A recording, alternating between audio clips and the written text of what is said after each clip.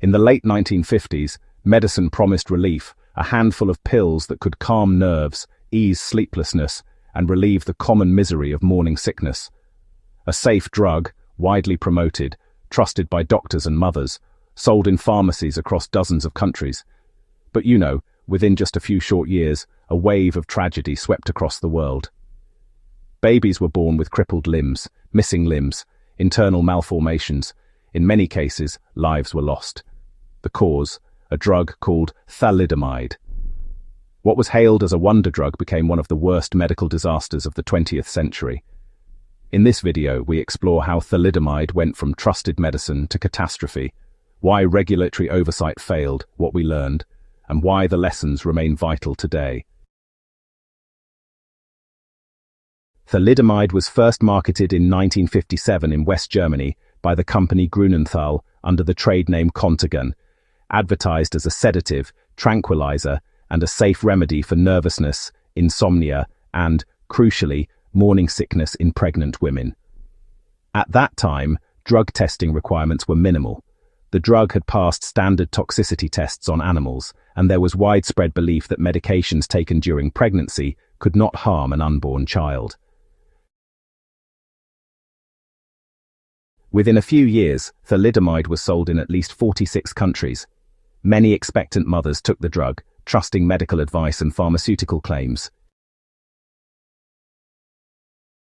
By the late 1950s and early 1960s, doctors began noticing an alarming increase in babies born with severe deformities.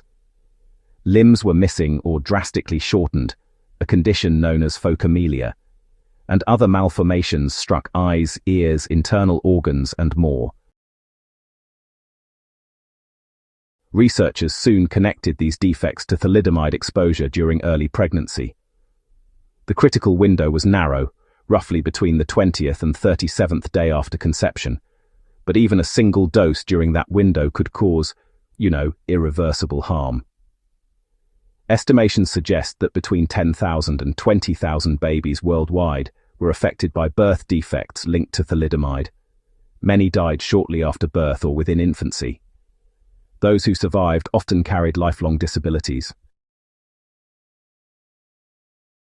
The mounting human toll, physical deformity, illness, death, forced a reckoning. In 1961, the drug was withdrawn from the market across many countries.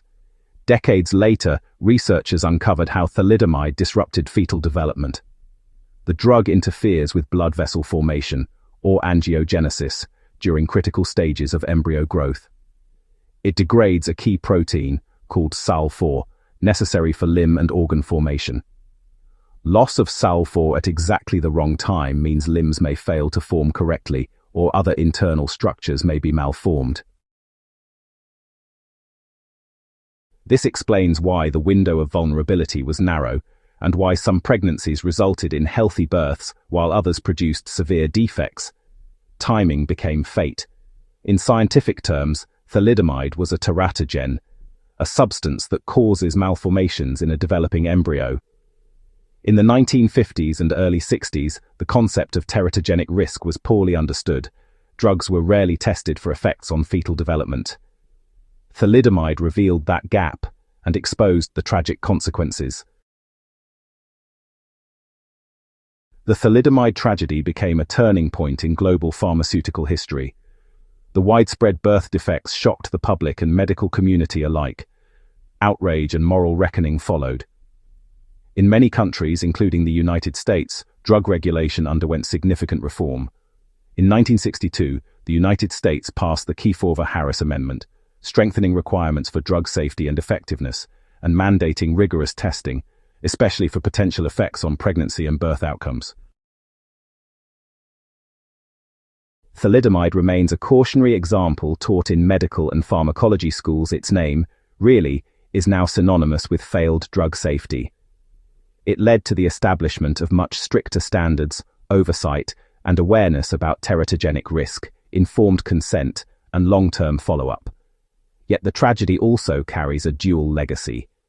In later decades, controlled use of thalidomide under strict conditions actually found a place in treating some diseases, such as certain cancers and complications of leprosy, reminding us that even dangerous drugs may, with caution and regulation, serve legitimate purposes. But the moral scars of the crisis remain. The tragedy of thalidomide remains one of medicine's darkest chapters, not because medicine failed once, but because it was allowed to proceed without proper safeguards. Thousands of lives were lost or forever altered. But from that horror came important reforms, better safeguards, and a strengthened global sense of medical responsibility. If this history matters to you, if you believe in truth, ethics, human dignity, and accountability, subscribe for more deep, thoughtful explorations of medical history, global health crises, and the forces that shape human life. Share this video with fellow historians, medical students, policy watchers, and anyone who must remember, because knowledge and memory can protect the future.